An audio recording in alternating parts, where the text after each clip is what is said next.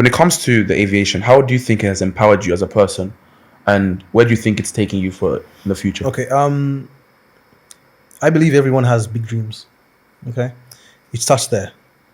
If you can dream it, you can do it. So for me, I've always dreamt to become a pilot. So in general, the whole aviation industry is like one world connected. A pilot needs somebody else. Somebody else needs somebody else. A pilot needs an ATC controller. An ATC needs systems that are implemented for that. Radar, approach systems, airspaces. So we are all interconnected. For that, we all need each other. We all need each other. Me personally, how does that empower me? It gets me to places. It connects me to people I've never even thought of meeting them. Traveling from one place to the other, exploring places, getting to know what other cultures are. That's that's something for me is just amazing. you know. And I love connecting. I love connecting with people.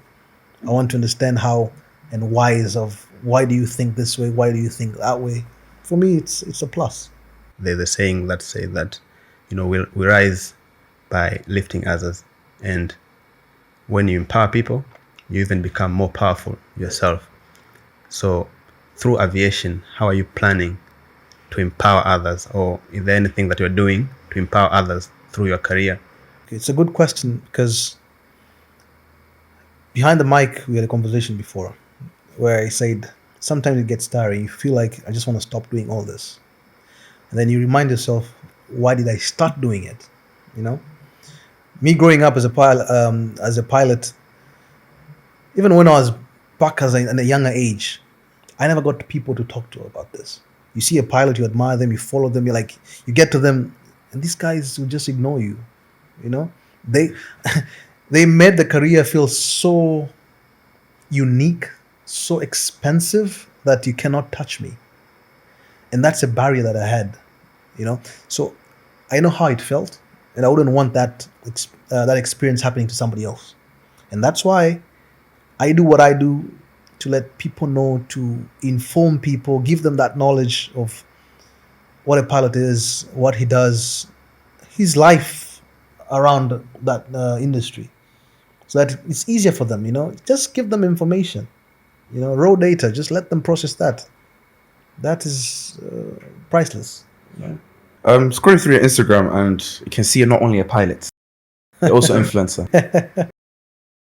When did that start? I mean, you can see you're very talented when it comes to taking pictures, and you also talked about providing information. We can see you showing maybe a day in the life of becoming of a pilot. Yeah. When did that start, and was that a hobby or what is it?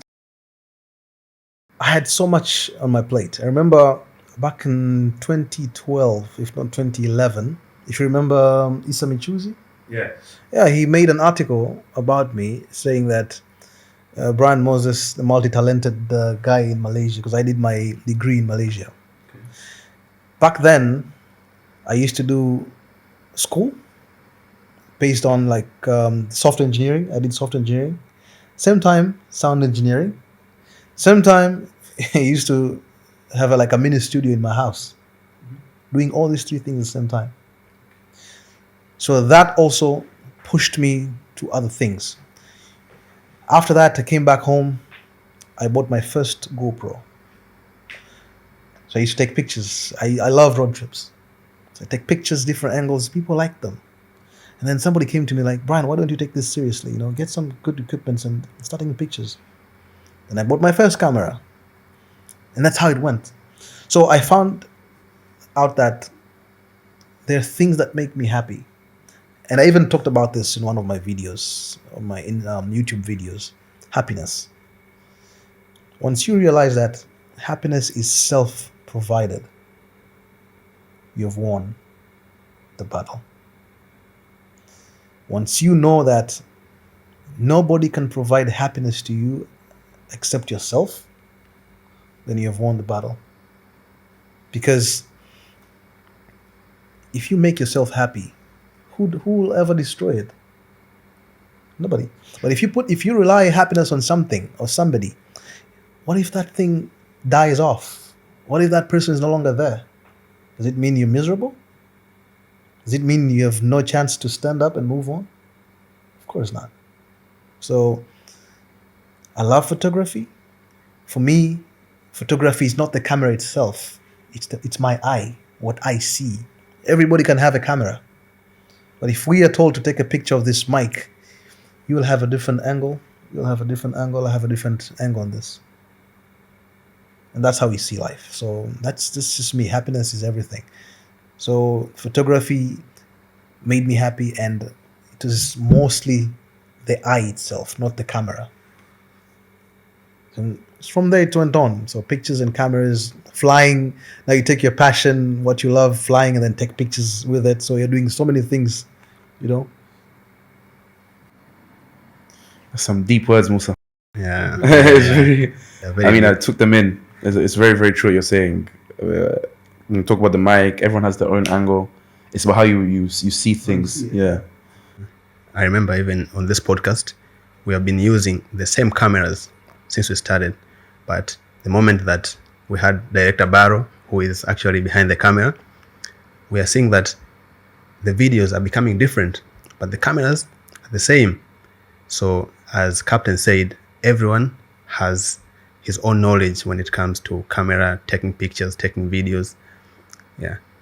Sometimes, we can be at the same place, and then later after the event, everyone comes with their own pictures, and I can ask myself, like, Monty, were we at the same place? Because I see like you have better pictures than me. Also, behind the cameras, we talked about. I mean, so it came about that you were also once a producer. I don't know if this is still a passion, but also you made me understand that there's things that you can't be doing every time. Yeah. But I want you to tell the people as well, like sometimes not everything goes about your way. Maybe you could just give us a little story on that, on how you stopped it, or how you're planning to continue it, or why you stopped it. The focus part. Okay. We all grow up and we're told that never quit. If you quit, you're a failure. But no, for me, when you realize that it's time to stop, you stop. Why? Again, who decides your fate? Yourself.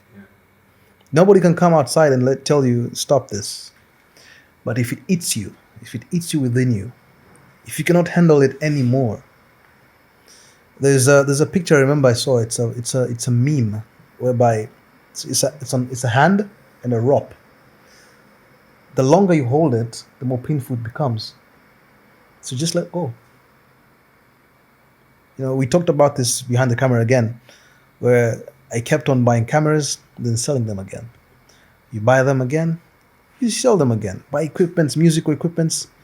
I had a studio, as you said. I had a musical studio.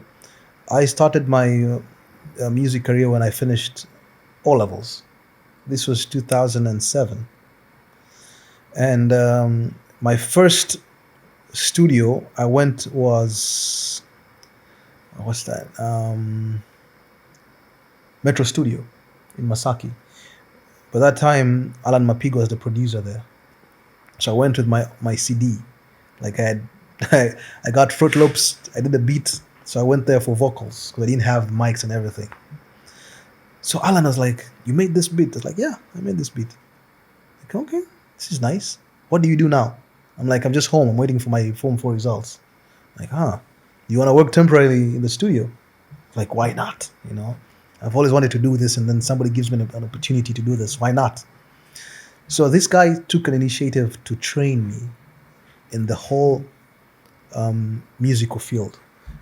And what he told me, imagine this guy, you start working there and he gives you a book of 600 pages.